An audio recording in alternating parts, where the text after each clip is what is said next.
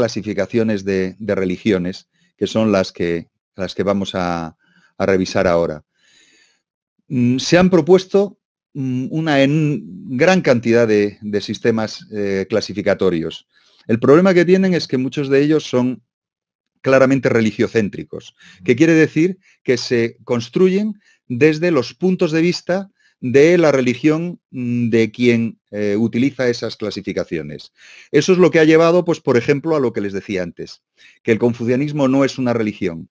¿Por qué? Pues porque según los sistemas de clasificación que se utilizaban algunos de los que entraban a analizar ese mundo, y que en algunos casos todavía lo hacen, plantean que no tienen ciertas características que serían fundamentales en lo que denominaríamos una religión, que no tienen un modelo asumible por lo que en otras religiones es clave.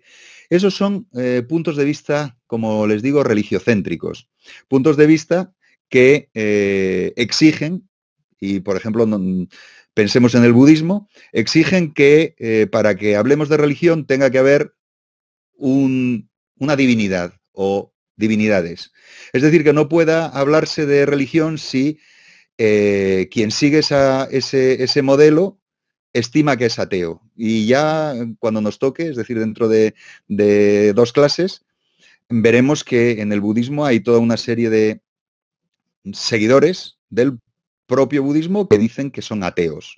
Entonces, ¿qué ocurre? Que necesitamos un modelo de entender este mundo en el que nos movemos que no sea religiocéntrico, que no estime que es religión todo lo que se parece a ciertas cosas y que ya no sería religión lo que no se parece a esas ciertas cosas. Entonces, pues ténganlo en cuenta.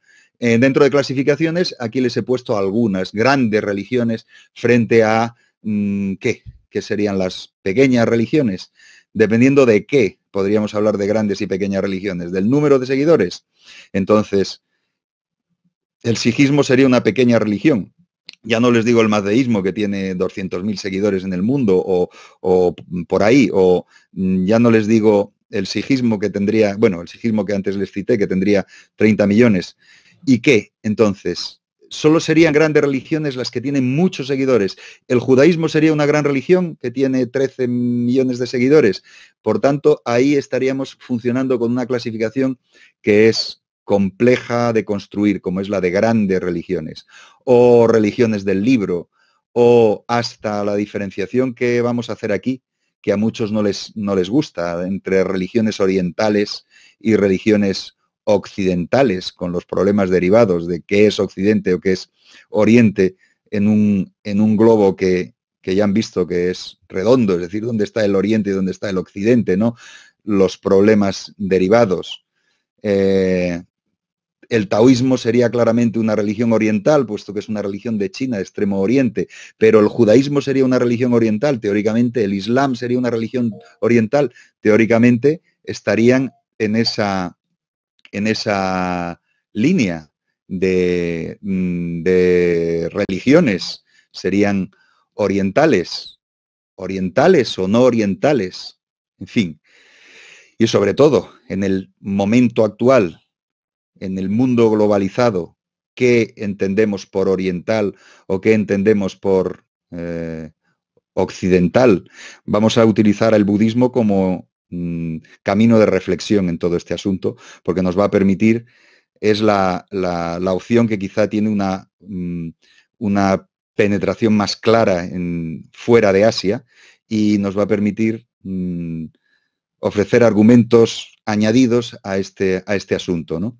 Entonces, ¿qué es lo que vamos a utilizar como clasificación para no ahogarnos en todo este mundo de proceloso de modos de organizar? Pues yo les he propuesto una clasificación triple que se basa en la economía directamente.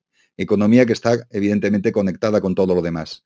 Entonces, esa triple clasificación discriminaría religiones nómadas las que se dedican a caza, pesca, recolección, pastoreo, y que su característica principal es que no tienen una estabilidad en los lugares de culto, no tienen especialistas a tiempo completo, tienen unas características específicas que tienen que ver justamente con el carácter nómada, el carácter no sedentario de ese culto, esos cultos. Luego el segundo criterio tendría que ver con la agricultura, las religiones agrícolas. El tercer criterio tendría que ver con la modernidad, las religiones de la época industrial y postindustrial, lo que llamaríamos las religiones modernas, tienen unas características completamente diferenciales respecto tanto a las que podríamos llamar nómadas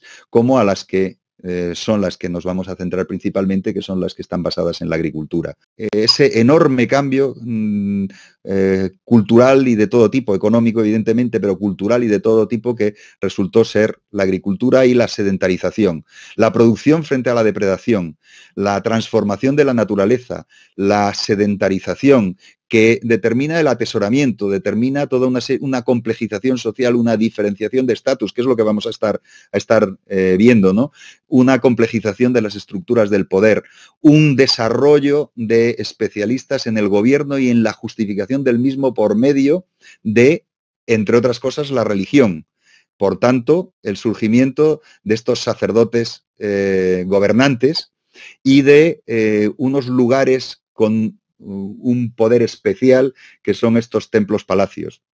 Luego surgen toda una serie de nuevos retos que se plasman también en las creencias, como la necesidad de sembrar y el control sobre la simiente, la necesidad de atesorar y el control sobre la producción, y el surgimiento de estos sacerdotes que podríamos denominar ecónomos, y también el surgimiento de templos graneros. Y también surge otras necesidades, como conocer los ritmos. En la agricultura son fundamentales los ritmos del sol, pero también de los cuerpos celestes para, entre otras cosas, desarrollar la siembra, el surgimiento de sacerdotes astrónomos, de templos observatorios. Y muy particularmente, el gran cambio que produce la agricultura es el paso de un interés principal por la luna y los ritmos lunares, puesto que en las sociedades nómadas, en las sociedades de cazadores-recolectores que dependen de los ritmos de crecimiento de los animales, es la luna el elemento principal. Pero en cambio, en las sociedades centradas en la agricultura, el sol es el que marca el ritmo de la manera más clara, porque el sol es fundamental a la hora de organizar adecuadamente la siembra y organizar adecuadamente los ritmos de producción agrícola. El sol tiene dos ciclos, uno que es evidente, el ciclo diurno, el ciclo del día, es decir, la concatenación noche-día, la salida diaria del sol y su puesta, pero tiene un segundo ciclo mucho más complejo de discriminar, pero que es fundamental, que es el ciclo que organiza las anualidades. Y ese ciclo está marcado por los solsticios y los equinoccios, y el conocimiento de esos puntos, el conocimiento de cuándo se está en una fase de solsticial, en una fase equinoccial, es fundamental y no es fácil, no es sencillo.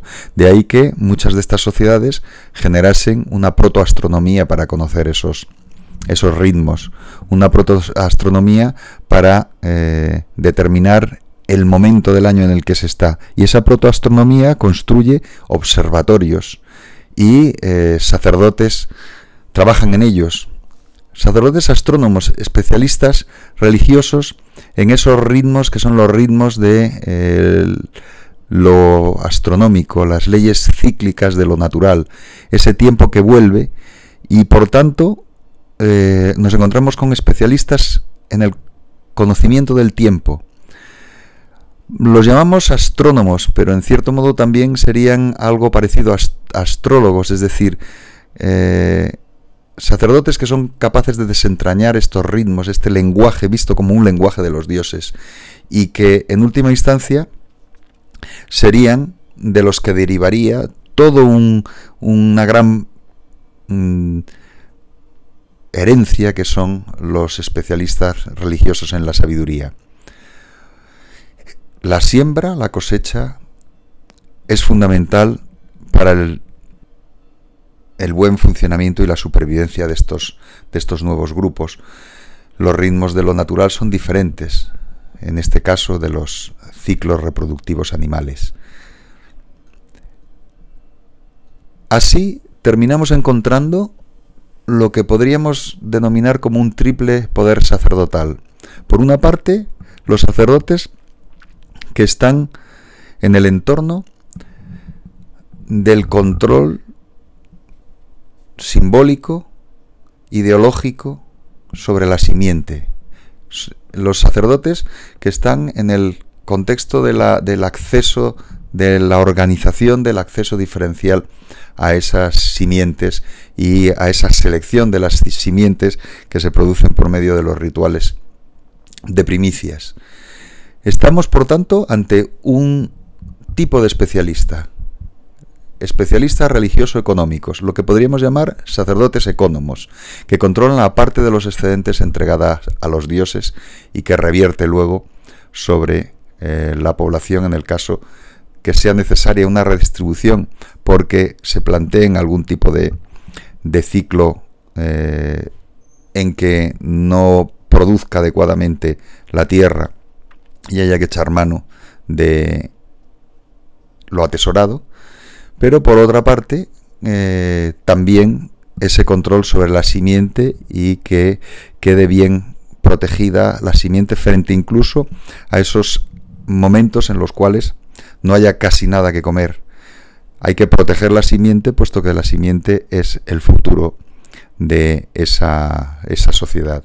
Tenemos, por tanto, dentro de ese triple poder sacerdotal, los sacerdotes ecónomos, los asociados con ellos, los que justifican esa redistribución desigual, que podríamos denominar sacerdotes gobernantes, mucho más cerca de los instrumentos de control ideológico del poder, y luego lo que podríamos llamar sacerdotes astrónomos o sacerdotes sabios, dedicados a la previsión y a la adivinación, la previsión, el control del tiempo, tanto el presente, el conocimiento de los ciclos del Sol y de otros astros, como la teóricamente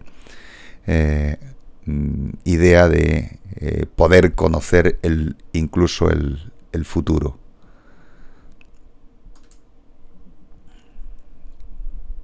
Dentro de estas religiones agrícolas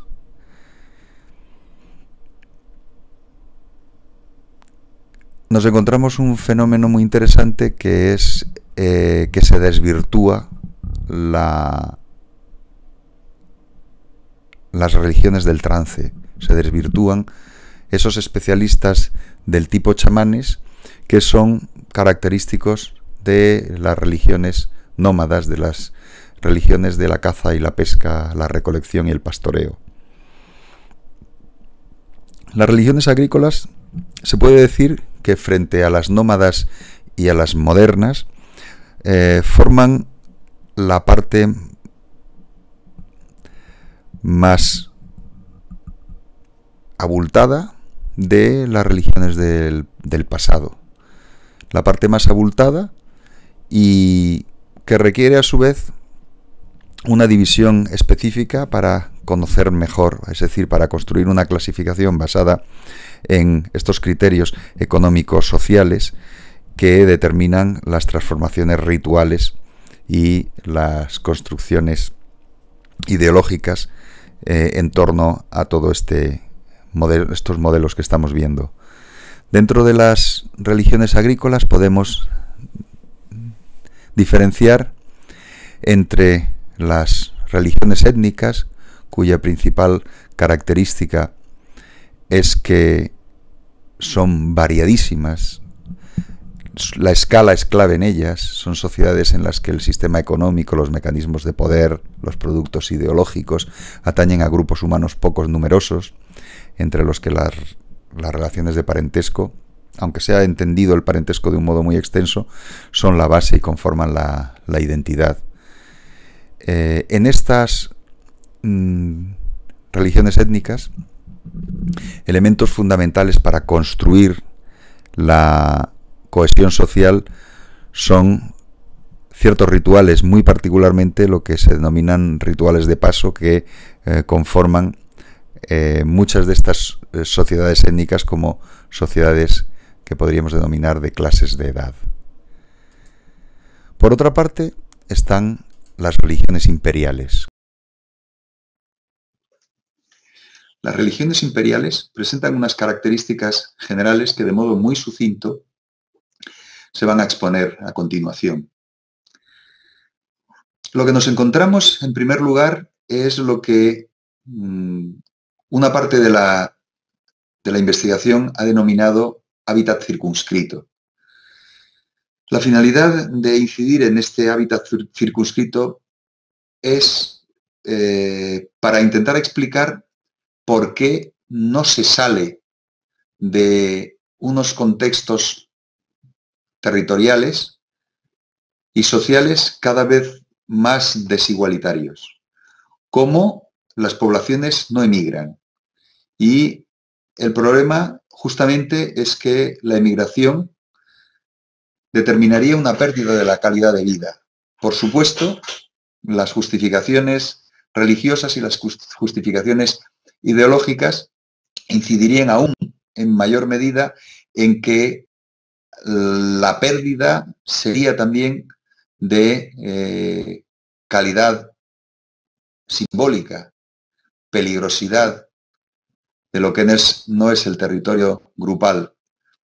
Ahí nos permitiría ahondar un poco en un proceso tan complejo como el que nos encontramos analizando, que es que progresivamente nos encontramos con sociedades que aceptan una mayor desigualdad. Sociedades que parten de momentos de igualdad o una cercanía muy clara en el estatus de unos y otros, incluso sociedades con estatus adquirido, es decir, que son tus actos los que te llevan a que tengas un estatus determinado en la sociedad, es el cumplimiento de una serie de ritos los que te llevan a tener una posición determinada dentro de la sociedad, muy particularmente el cumplimiento del rito de la iniciación te lleva a ser un miembro de pleno derecho dentro de esa sociedad. Por tanto, todo el mundo tiene que pasar por esos rituales y si no pasan, no llegan, alcanzan ese estatus, es decir, estatus adquirido, y nos encontramos con sociedades con un estatus adscrito tan extraordinario como que los hijos de los gobernantes son ya tenidos, hagan lo que hagan, sin necesidad de cumplir ninguna aportación especial al grupo social, son tenidos como del máximo estatus. Incluso llegaremos hasta el límite en estas religiones imperiales, algunas de ellas, que estiman que los soberanos son seres divinos, son seres sobrenaturales, por encima de los seres humanos comunes. ¿Por qué se produce esto? ¿Cuáles son las contrapartidas a esta progresiva elitización y progresiva desigualdad cada vez más profunda? ¿Cuáles son las contrapartidas a esa aceptación? Pues muy probablemente tienen que ver con esos hábitats circunscritos, que son hábitats ordenados, son territorios ordenados, territorios en los que hay unas fuertes inversiones en irrigación, en delimitación, que se asocia ese territorio ordenado con el orden ritual, con la ordenación ritual. El orden, la contrapartida a la desigualdad es el orden. Otra contrapartida es, en la gestión de las crisis, algún tipo de redistribución pautada. Es decir, que no quedan todos los sometidos a algún problema, alguna crisis, no quedan a merced de ellos mismos, sino que hay una redistribución de unos hacia otros. Esa redistribución lo que lleva es a que ciertas élites controlen una parte importante de la producción con la finalidad de, en principio, plantear esa redistribución pautada, aunque finalmente lo que hace es acumular un mayor número de riqueza cada vez en mayor medida en las manos de estas élites. A su vez, lo que hace es la complejización, lo que determina es la complejización del sistema social. ¿Cómo se hace en las religiones imperiales? Porque esto puede hacerse de una manera que lleve a la misma conclusión, pero no con tal elitización y desigualdad.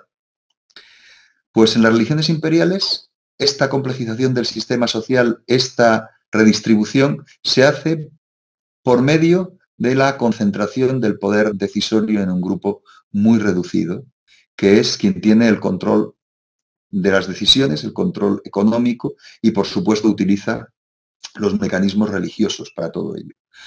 ¿Cómo determinan esa progresiva elitización?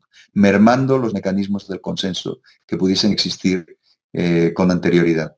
Se merman los mecanismos de consenso y se concentra la capacidad decisoria en un grupo muy reducido. Lo que lleva es a una piramidalización de la sociedad. Una piramidalización en la cual cada vez el vértice superior de la pirámide es más estrecho. Esto es una de las características de las religiones imperiales. Otra contrapartida, otra característica es que la capacidad de decisión concentrada en tan pocas manos lleva a que las soluciones ante crisis sean muy rápidas, porque justamente los complejos mecanismos de consenso que podían limitar la operatividad en sociedades más horizontales no funcionan en estos casos, se concentra. Y, por tanto, hay una multiplicación. Es mucho más fácil que se produzca muy rápidamente la multiplicación de quienes se encargan de resolver todos estos asuntos. Los especialistas, y especialistas a tiempo completo. Se multiplican los burócratas con técnicas de control de la complejidad cada vez mayor del sistema económico, con el desarrollo de técnicas de memorización, escritura y justificación de la dificultad en la adquisición del saber, que lleva a la gestación de estas castas de burócratas. A la adquisición del saber tiende a complicarse, a hipervalorarse el papel de estos nuevos especialistas, estos escribas y estos letrados, que a su vez lo que conocen, lo que construyen, lo imaginan como una escritura de los dioses. Este desarrollo de los burócratas que entremezclan el control económico con el control político y con el control religioso. También se multiplican los especialistas a tiempo completo dedicados a la artesanía, a las artes suntuarias, que lo que generan son productos que evidencian la diferenciación del consumo de la élite, pero también del consumo para las divinidades, el arte para los dioses, el arte religioso. Encontramos que en muchas de estas sociedades el arte religioso todavía lo admiramos por lo extraordinario y lo grandioso que es, porque justamente estos especialistas tienen también la finalidad de multiplicar los valores extraordinarios simbólicos de las obras que nosotros entendemos como obras de arte, ¿no? Que para ellos, evidentemente, son obras para los dioses, obras de manifestación del poder de los dioses, que a su vez es manifestación del poder de las élites que los producen. Y claro, los especialistas en el control del sistema, en ese control ideológico no violento, que frente al control violento es mucho menos costoso desde el punto de vista económico, desde el punto de vista social. Es decir, que la religión se convierte en un elemento clave. En un elemento clave. El control ideológico es un control mucho más suave, por una parte, desde el punto de vista de la violencia que se ejerce, pero mucho más intrincado desde el punto de vista de la manipulación de las creencias, de la manipulación de las mentes que producen. Estos burócratas sacerdotes, especialistas en el control del sistema. Y además nos encontramos con el gran desarrollo de lo que a nosotros nos interesa muy particularmente en estas religiones imperiales, el desarrollo de los especialistas en la justificación ideológico-religiosa, que, entre otras cosas, lleva, y esto es una característica típica de las religiones imperiales, al encumbramiento de los reyes. El encumbramiento de los reyes que se convierten en los elementos clave en la identidad religiosa de estas sociedades.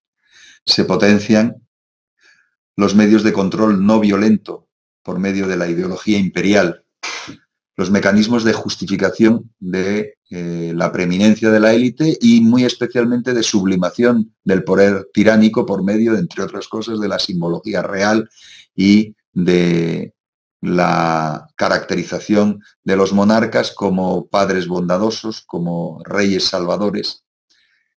Son, en última instancia, reyes sacerdotes y, en algunos casos, llegan al límite de convertirse en reyes divinizados. Divinizados incluso de tal modo que están al margen de las normas humanas.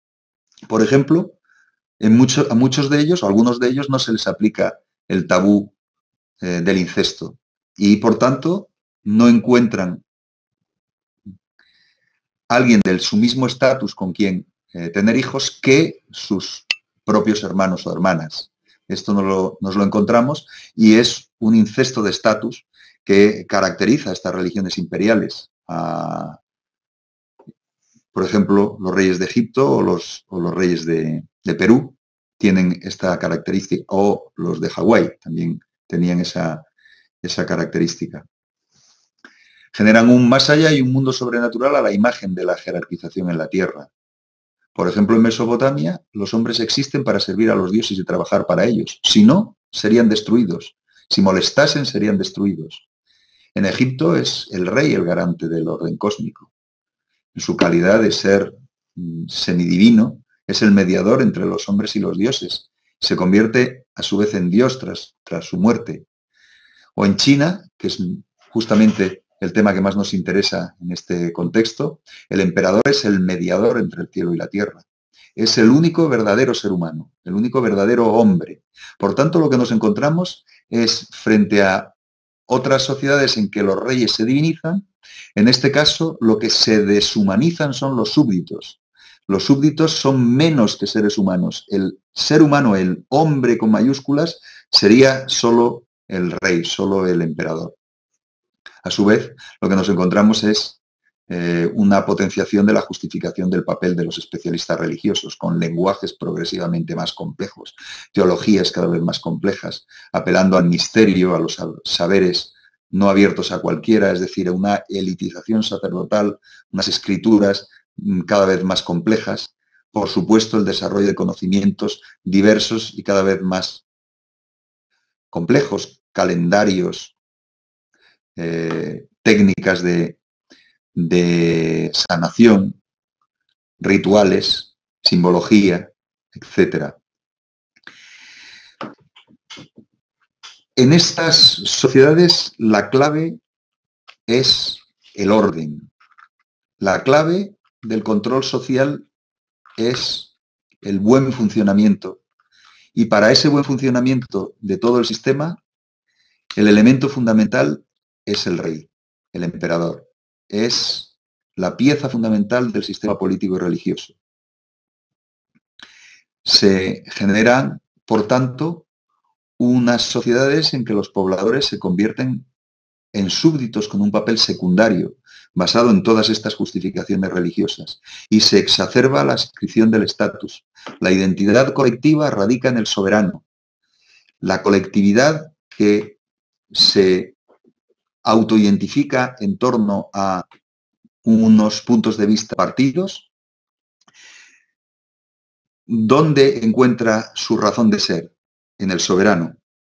Si crece el territorio controlado por el soberano, más gente se incluye y se identifica en torno a ese soberano. No son las ideas religiosas, por tanto, las que construyen la identidad, sino que es el propio soberano el que construye, la figura del soberano la que construye la identidad, porque el soberano es el garante del buen funcionamiento del sistema, el garante del orden, el garante de que la justicia se haga, pero también el garante en muchos casos de que las cosas funcionen como tienen que funcionar, que la tierra pueda ser labrada, que la tierra pueda producir frutos, etc. Esa es la clave de los modelos imperiales. Y uno de los modelos imperiales con la mayor perduración fue justamente el modelo imperial chino, que perduró hasta 1912. El tercer concepto es el de religiones nacionales.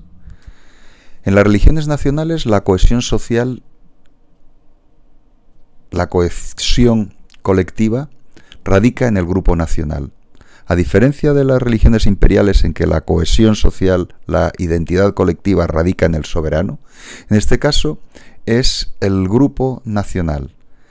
La religión tiene efecto y atañe principalmente para los miembros del grupo, ya sea un grupo gentilicio, un grupo cívico o un grupo nacional.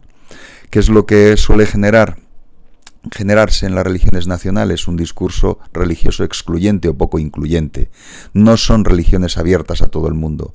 Tienen un mensaje circunscrito al grupo determinado que identifican.